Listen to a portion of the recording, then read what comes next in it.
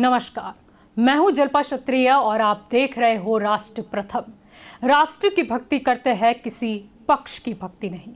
केंद्र सरकार ने आज सुबह पॉपुलर फ्रंट ऑफ इंडिया यानी कि पीएफआई को 5 साल के लिए बैन कर दिया। पीएफआई के अलावा 8 और संगठनों पर भी कार्यवाही की गई है। गृह मंत्रालय ने इन संगठनों को बैन करने का नोटिफिकेशन जारी किया है। इन सभी के खिलाफ टेरर लिंक के सबूत मिले हैं। केंद्र सरकार ने यह action unlawful activity prevention act यानी कि यूएपीए के तहत लिया है। सरकार ने कहा है कि पीएफआई और उससे जुड़े संगठनों की गतिविधियां देश की सुरक्षा के लिए बड़ा खतरा है। आपको बता दें कि केंद्र सरकार ने एक बड़ा कदम लिया है। पॉपुलर फ्रंट ऑफ इंडिया यानी कि पीएफआई को 5 साल के लिए बैन कर दिया है। तो साथ ही आपको बता दें कि पीएफआई से जुड़े इन संगठनों पर भी प्रतिबंध है, जिसमें रिहेब इंडिया फाउंडेशन शामिल है, campus front of India, all India इमाम council, national confederation of human right organization, national women's front, junior front, empower India foundation, rehab foundation, इन संगठनों पर भी प्रतिबंध लगा दिया गया है।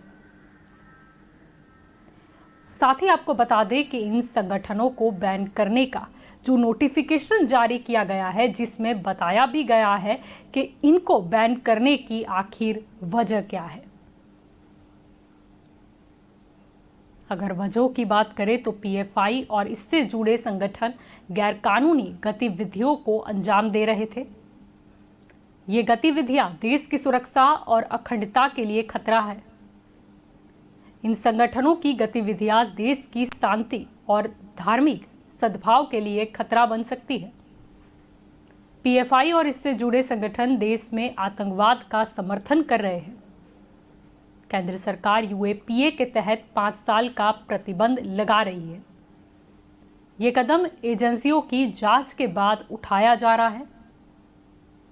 एजेंसियों का कहना है कि पीएफआई के कुछ फाउंडिंग मेंबर्स सिमी के लीडर्स भी थे। इसके संबंध जमात उल मुजाहिदीन बांग्लादेश से थे। ये दोनों प्रतिबंधित संगठन हैं। ऐसी कई घटनाएं हैं जिनसे ये साफ होता है कि पीएफआई के संबंध आईएसआईएस से है। पीएफआई के कुछ सदस्यों ने इंटरनेशनल ऑर्गेनाइजेशन भी ज्वाइन किए। ये संगठन चुपके देश के एक तबके में यह भावना जगा रहा था कि देश में असुरक्षा है और इसके जरिए वो कट्टर पंथ को बढ़ावा दे रहा था। क्रिमिनल और टेरर केसेस से जाहिर है कि इस संगठन ने देश की संवैधानिक शक्ति के प्रति असम्मान दिखाया है। बाहर से मिल रही फंडिंग और वैचारिक समर्थन के चलते यह देश की आंतरिक सुरक्षा के लिए बड़ा खतरा बन गया है। पीएफआई ने अपने सहयोगी और फ्रंट बनाए। इसका मकसद समाज में युवाओं, छात्रों, महिलाओं, इमामों, वकीलों और कमजोर वर्गों के बीच पेट बढ़ाना था। इस पेट बढ़ाने के पीछे पीएफआई का एकमात्र लक्ष्य अपनी मेंबरशिप, प्रभाव और फंड जुटाने की क्षमता को बढ़ाना था। आपको साथ ही बता दें कि गृह मंत्रालय के मुताबिक इस समय देश में 42 संगठनों को आतंकी संगठन घोषित किया गया है, यानी उन पर प्रतिबंध लगाया है। इनमें कई खालिस्तान संगठन, लश्कर-ए-तैयबा जैसे मोहम्मद लीटे और अल-कायदा जैसे संगठन शामिल है। आपको बता दें कि ये 42 जो संगठन है जिस पर बैन लगाया गया है, वो जानकारी गृह मंत्रालय की साइट पर भी दी गई है। अगर हम नज़र करते हैं कि आखिरकार ये 42 जो संगठन है वो कौन से है, तो सबसे पहले Babbar Khalsa international, Khalistan commando force, Khalistan जिंदाबाद force, international Sikh youth federation, Lashkar-e-Taiba या पासबन अहले हदीस जैसे मोहम्मद या तहरीक फुरकान, हरकत उल मुजाहिदीन या हरकत उल अंसार या हरकत उल जिहाद इस्लामी या अंसार उल उम्मा।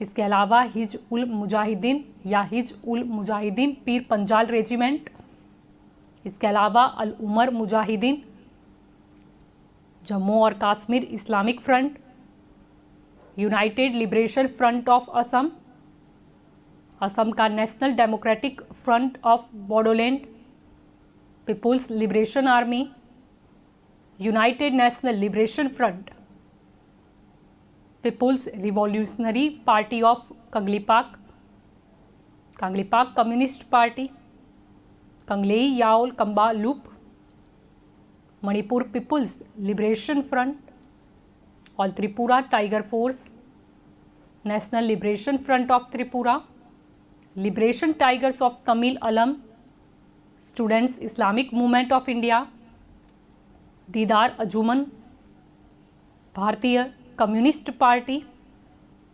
माओवादी कम्युनिस्ट सेंटर, अल बदर, Jamiat Al Mujahideen, Al-Qaeda in Indian subcontinent, Dukhtaran e Millat, इसके अलावा Tamil Nadu liberation army, Tamil national retrieval troops, Akhil Bharat Nepali Ekta Samaj, संयुक्त राष्ट्र की prevention and suppression of terrorism list में शामिल संगठन, भारतीय कम्युनिस्ट पार्टी, इसके सभी सहयोगी प्रमुख संगठन, इंडियन मुजाहिदीन, इसके सभी फॉर्मेशन और फ्रंट ऑर्गेनाइजेशन, गारो नेशनल लिबरेशन आर्मी, इसके सभी फॉर्मेशन और फ्रंट संगठन, इसके अलावा कामतापुर लिबरेशन ऑर्गेनाइजेशन और इसके सभी फॉर्मेशन और फ्रंट ऑर्गेनाइजेशन, इस्लामिक स्टेट या Islamic state of Iraq and Levant या Islamic state of Iraq and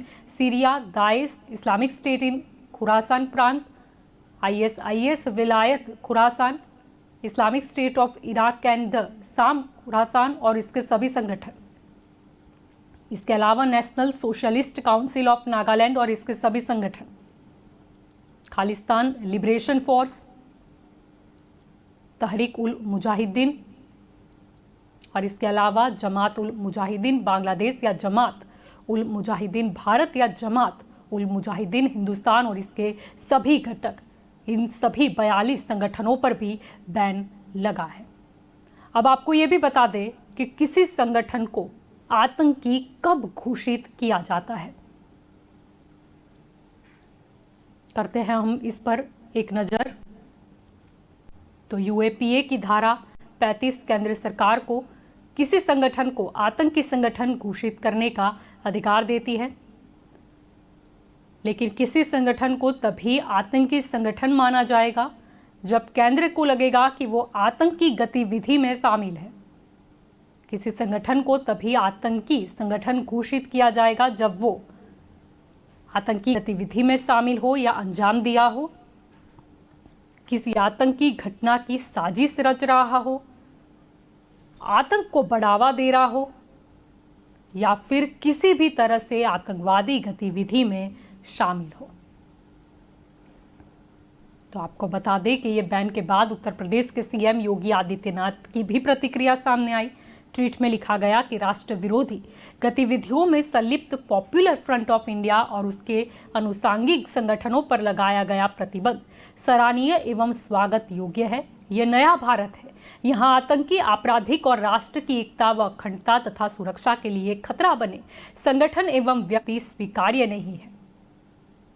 तो साथ ही आपको ये भी बता दें कि इसके अलावा केंद्र सरकार द्वारा PFI पर 5 साल का प्रतिबंध लगाने के बाद कांग्रेस महासचिव जयराम रमेश की प्रतिक्रिया भी सामने आई। उन्होंने कहा कि कांग्रेस हमेशा से सांप्रदायिकता के खिलाफ रही है। कांग्रेस की नीति हमेशा से बिना किसी डर और समझौते के सांप्रदायिकता से लड़ने की रही है। हम हर उस विचारधारा और संस्था के खिलाफ है जो हमारे समाज का धार्मिक ध्रुवीकरण करने के लिए पूर्वाग्रह, नफरत, कट्टरता और हिंसा का सहारा लेती है। हम भारत के बहुलतावाद को संरक्षित और संवर्धित करने की लड़ाई प्राथमिकता से लड़ रहे हैं तथा राष्ट्रवादी उत्सव में भारत के सेक्युलर और सामूहिकता के ताने बाने को पुष्पित और पल्लवित कर रहे हैं। तो साथ ही आपको बता दें कि लालू प्रसाद यादव ने भी अपनी प्रतिक्रिया दी कि PFI की तरह जितने भी नफरत और द्वेष फैलाने वाले संगठन हैं सभी पर प्रतिबंध लगाना चाहिए, जिसमें RSS भी शामिल है। सबसे पहले RSS को बैन करिए, ये उससे भी बदतर संगठन है। हुआ दिखा रहे हैं लोगों के ऊपर। तो सबसे पहले आरएसएस पर बैन करिए आरएसएस को। ये उससे भी बदतर संगठन है जो हिंदुत्व का कट्टरपंथ। अब राजनीति की यही तो खामी है कि कलम 317 हो या कोई देश विरोधी प्रवृत्ति में जुटे संगठन को अगर बैन किया जाए तो भी उसमें राजनीति आ ही जाती है। लेकिन आपको बता दें कि केंद्र सरकार के इस बड़े कदम का स्वागत करते हुए भी कई लोगों के निवेदन सामने आए। पीएफआई एक आतंकवादी संगठन है और उस पर कड़ी से कड़ी कार्रवाई सरकार कर रही है और करनी चाहिए, क्योंकि ये आतंकवादियों का संगठन है और जो कार्रवाई हो रही वो उचित कार्रवाई है और जरूरी है देश हित में, राष्ट्र हित में। अभी वक्फ की संपत्ति का भी सर्वे योगी सरकार द्वारा चलाया जा रहा है, तो मैडम उसके बारे में देखिए, चाहे मदरसों की जांच हो या वक्फ बोर्ड की जांच चल रही हो, योगी जी जो कर रहे हैं वो उत्तर प्रदेश के हित में होगा, राष्ट्र हित में होगा और राष्ट्र हित में वो कार्य कर रहे हैं। एकदम से पीएफआई के संगठन जो है सक्रिय हो रहे हैं, उन पर कार्रवाई भी चल रही है, क्या कहेंगे? देखिए, मैं बहुत ज्यादा कुछ नहीं कहूंगी, लेकिन इतना ही कहूंगी। अभी ये सूचना मिली है कि भारत सरकार ने पीएफआई और उसके सहयोगी संगठनों पर प्रतिबंध लगा दिया गया है। हम भारत सरकार के इस निर्णय का बहुत बहुत स्वागत करते हैं। मैं Syed Naseeruddin Chishti, chairman all India Sufi Sajjada Nashin council, हमारी काउंसिल की तरफ से, काउंसिल के तमाम जो स्टेट होल्डर, तमाम लोगों की तरफ से भारत सरकार के इस निर्णय का बहुत बहुत स्वागत करता हूं। हमने भारत सरकार से पहले यही डिमांड करी थी कि इस संगठन के खिलाफ यदि पूरे एविडेंस है तो इस पर जल्द से जल्द बैन लगाया जाए। और ये बैन उन लोगों के लिए एक सबक है जो देश विरोधी गतिविधियों में शामिल रहते हैं, जो संगठन देश के आइन के खिलाफ जाके काम करते हैं, उनके लिए बहुत बड़ा सबक है। वो देखें कि देश की सुरक्षा से बढ़ के कुछ भी नहीं। हम भारत सरकार के इस निर्णय का बहुत बहुत स्वागत करते हैं। मैं देश के युवाओं से, खासतौर से मुसलमानों से अपील करता हूं कि भारत सरकार के इस निर्णय को बहुत पॉजिटिव वे मिले। ये देश हित में बहुत जरूरी था। इस निर्णय में भारत सरकार का सपोर्ट करें और आगे भी यदि कोई ऐसे संगठन पाए जाते हैं जो देश विरोधी गतिविधियों में शामिल हैं, उनके खिलाफ भी ऐसी कार्रवाई होनी चाहिए। पीएफआई संगठन जो है, ये जो पॉपुलेशन फ्रंट ऑफ इंडिया, ये जो पाकिस्तान जिंदाबाद के नारे लगाते हैं, उनको इस देश में ऐसे नारे लगाने का कोई अधिकार नहीं है। यह गृह विभाग पूरी तरह उनका बंदोबस्त करेगी और केंद्र सरकार ने जो निर्णय लिया है, योग्य निर्णय लिया है, इस देश में देशभक्तों का ये देश है, ये राज्य है, राष्ट्रभक्तों का है। यह देशद्रोही बयान किसी ऊपर कोई कर नहीं सकता है और वो साइन भी नहीं किया जाएगा। न हम दो नसल्ली अल्लाह रसूल करीम। अस्सलाम वालेकुम। देर आए दुरुस्त आए। हुकूमत वक्त ने जो पीएफआई के ऊपर बैन लगाया है वो काबिल तारीफ है और वो उसके लिए बधाई के पात्र हैं। और ये बहुत पहले लग जाना चाहिए था। 5 साल पहले जो इनकी एक्टिविटीज़ देश के खिलाफ जो षड्यंत्र रचे जा रहे थे उसके अंदर सामने आई हुकूमत वक्त के, तो उनको उसी वक्त इसके ऊपर कार्रवाई करनी चाहिए थी। लेकिन इन्होंने अपनी पूरी जांच पड़ताल के बाद इन्होंने जो कार्रवाई की है वो काबिल तारीफ है, ताकि किसी किस्म की कोई गुंजाइश इनके पास न रहे।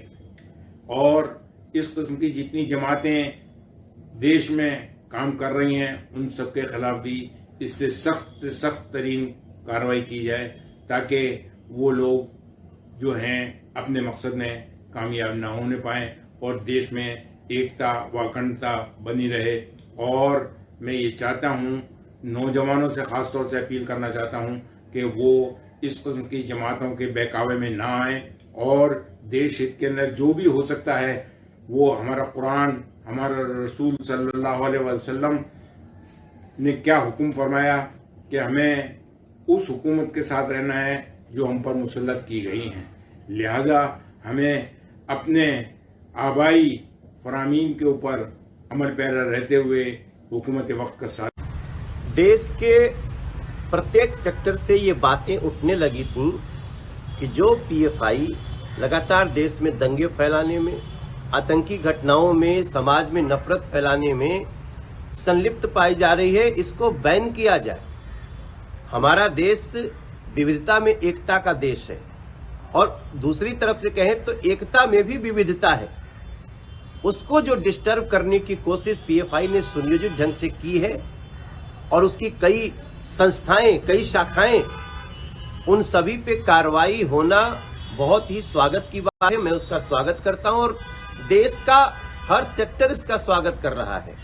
आपको जान के आश्चर्य होगा कि पीएफआई ये भी सिखाती थी कि कैसे आईडी बनाना है, किन संसाधनों से बनाना है, किन घरेलू वस्तुओं से बना देना है।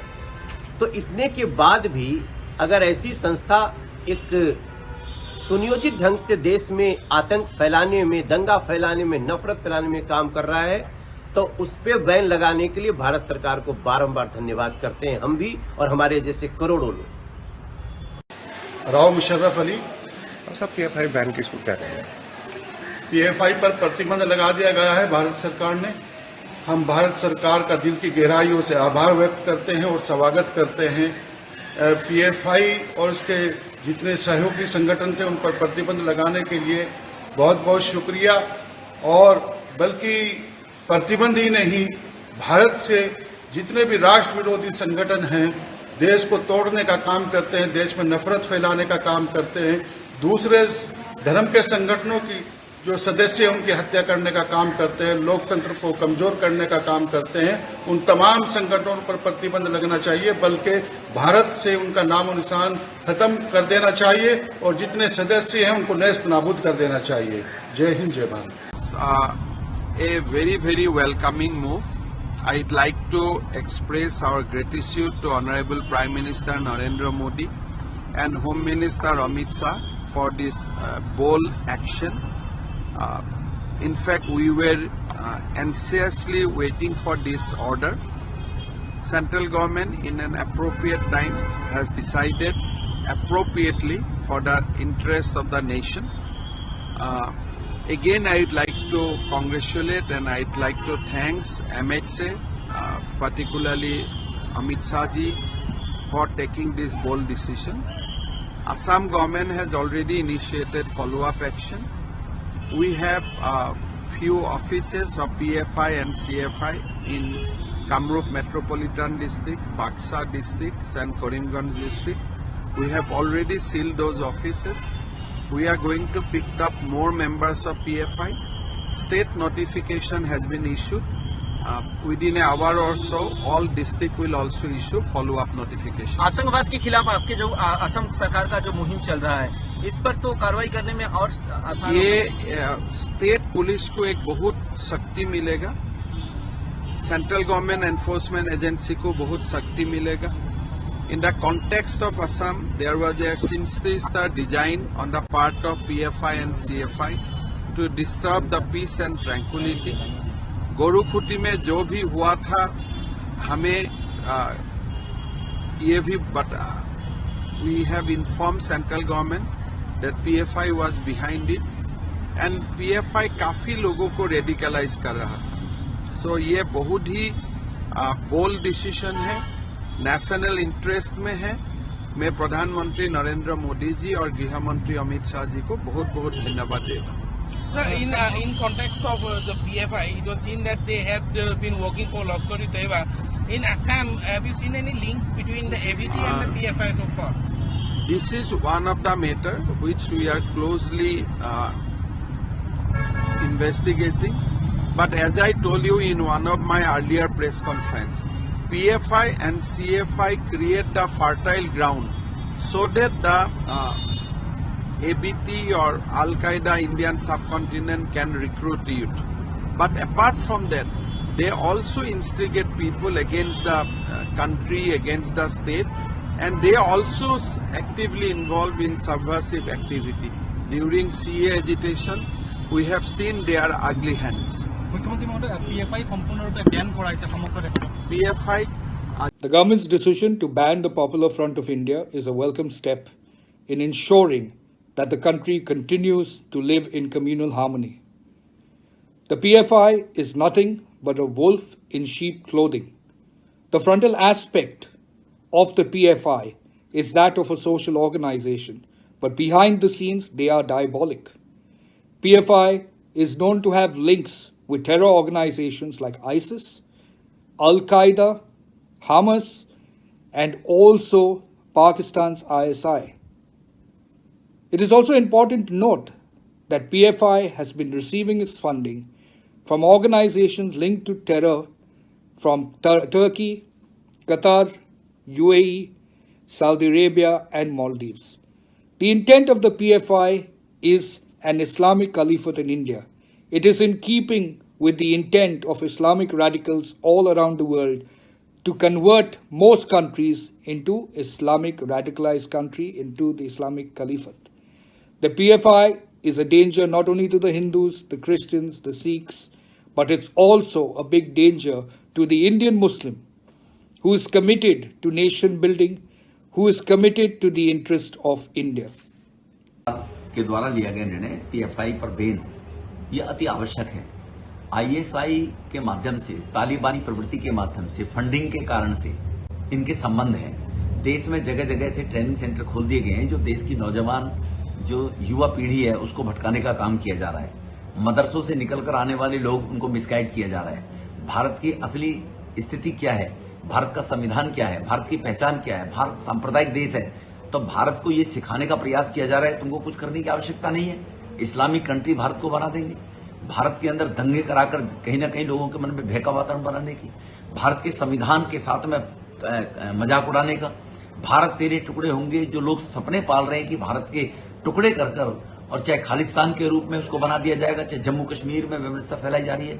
इस ध्यान को रखते हुए ये सही निर्णय है देश के गृह मंत्री अमित शाह जी का। ये निर्णय वही निर्णय होगा जो धारा 370 को समाप्त करने का निर्णय था, और इस निर्णय के माध्यम से देश में ऐसे लोग जो इस प्रकार के सपोले भरकर फल कुचलते हैं, उन लोगों के फंड समय पर कुचले जाते हैं, तो आने वाली जनरेशन को मिसगाइड नहीं कर सकते। वो भारत की संस्कृति को, भारत की कल्चर को, भारत को पहचानेंगे तो भारत के साथ प्रेम रहेगा। देश के अंदर बहुत मुसलमान ऐसा है जो भारत से प्रेम करता है, अपने आपको भारतवासी मानता है, उसके मन में भी संशय पैदा करने का ये पीएफआई के माध्यम से काम जोरों से चल रहा था विदेशों से पैसा आने के बाद। यानी कि केंद्र सरकार के इस बड़े कदम यानी कि पॉपुलर फ्रंट ऑफ इंडिया यानी पीएफआई को 5 साल के लिए बैन करने के निर्णय को ज़्यादातर लोगों ने स्वीकार किया है, उन्हें आवकारा भी है। लेकिन प्रश्न ये उठता है कि क्या देश विरोधी गतिविधियां इससे शांत हो जाएगी या और कड़े कदम और भी उठाने पड़ेंगे।